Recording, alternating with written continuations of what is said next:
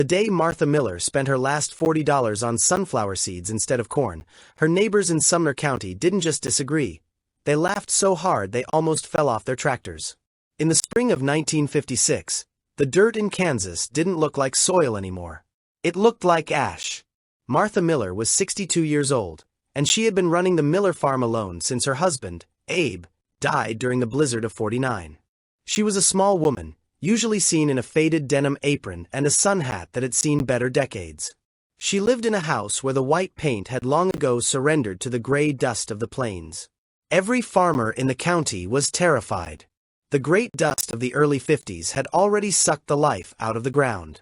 The creek beds were dry enough to walk across without getting your boots wet. The bank was breathing down everyone's neck. She bought sunflowers. Not just a few for the porch. She bought enough to cover her entire 60-acre dead plot. Stick with me, because what happened when the heat of '56 actually hit didn't just save Martha's home. It changed the way an entire generation of farmers looked at the dirt beneath their feet. If you've ever been told your plan is a waste of time by people who think they know better, you need to see what bloomed in that dead soil. To understand why everyone thought Martha was losing her mind, you have to understand the state of farming in 1956. Corn was king. Wheat was queen. If you didn't plant one of those two, you weren't a farmer. You were a gardener. And the soil in Martha's north 60-acre lot was considered the worst in the county.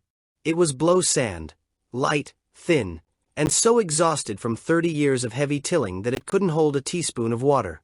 The local big-shot farmer, a man named Silas Thorne who owned 3,000 acres and a brand-new Cadillac, stopped his truck by Martha's fence one afternoon in April.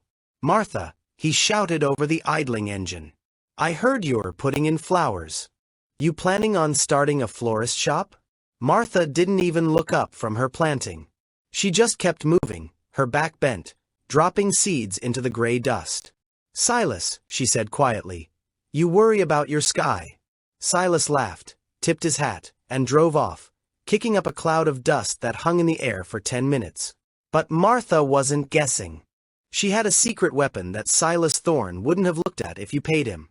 Hidden under the loose floorboard in her pantry was a leather-bound journal that belonged to her father, a man who had survived the droughts of the late 1800s.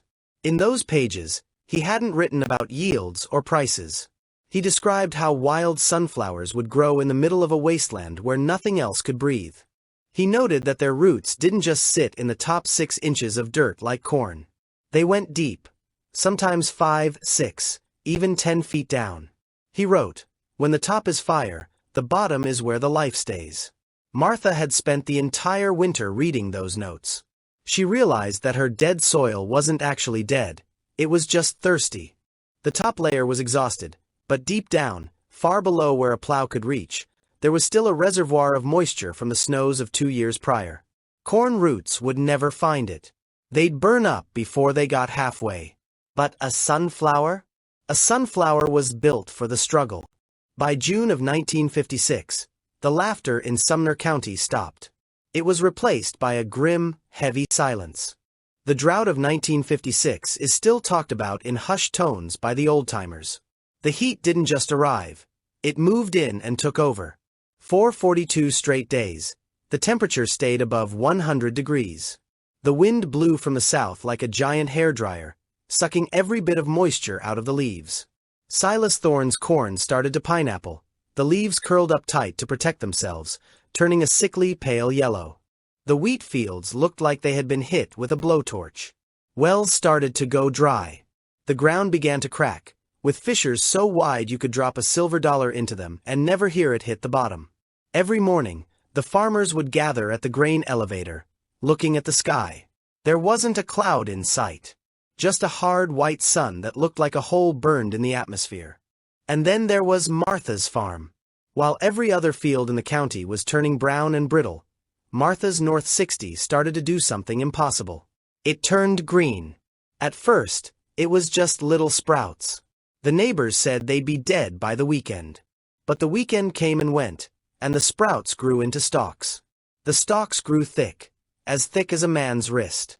By mid-July, while Silas Thorne was watching his king corn shrivel into nothing, Martha's field exploded into a sea of bright, arrogant yellow.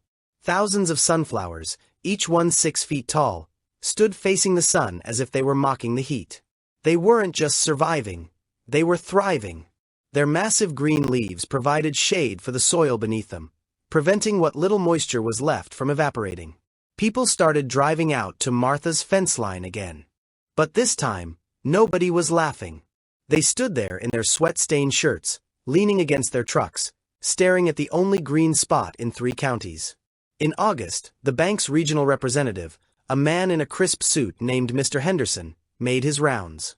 He was there to talk about restructuring, which was a polite word for taking farms away from people who couldn't pay. He visited Silas Thorne first. Silas, the man with the Cadillac and the 3,000 acres, couldn't look him in the eye. His crop was a total loss. He was looking at a debt he couldn't climb out of in 10 years. Then Henderson drove to Martha's. He walked into that field of sunflowers and disappeared. The heads of the flowers were so heavy with seeds that they were starting to bow. Henderson found Martha in the middle of the rows, cutting a few flowers for her kitchen table. "Mrs. Miller," he said, wiping sweat from his forehead. "I've been from here to the Oklahoma border. I haven't seen a green leaf in 3 days." Martha reached down and patted the soil at the base of a giant sunflower. The dirt there was cool. The shade from the leaves and the deep roots had created its own little microclimate. "I didn't plant for the harvest I wanted," she told him. Here is the part that Silas Thorne and the other farmers didn't understand until it was too late. Sunflowers aren't just pretty. In 1956, sunflower oil and seeds were becoming a massive commodity for birdseed and industrial use. Because Martha was the only person in the region with a successful crop, her harvest was worth a fortune. When harvest time came in September, Martha didn't need a fancy combine. She hired a few local boys who had lost their own crops to help her harvest the heads by hand. She sold the seeds for 3 times what she would have made on corn in a good year. But the money wasn't the biggest victory. The following spring, when the rains finally returned, the farmers who had left their soil bare and dead found that their topsoil had mostly blown away in the wind. Their fields were scarred and ruined. But Martha's field? The sunflowers had done something miraculous. Their deep roots had broken up the hardpan clay. When they died and decayed, they left behind deep channels for the rain to soak into. The stalk she plowed back into the ground added a massive amount of organic matter to the sand. Her dead soil was now the richest, most fertile ground in the county. Silas Thorne eventually had to sell off half his land to cover his debts. The man who laughed at Martha ended up asking her for a loan to keep his house. Martha, being the woman she was, didn't just give him the money. She gave him a bag of sunflower seeds and a copy of her father's journal. Martha Miller lived another 20 years on that farm. She never went hungry again, and she never planted another row of corn on that North 60. Every year, until the day she died, that field was a sea of yellow.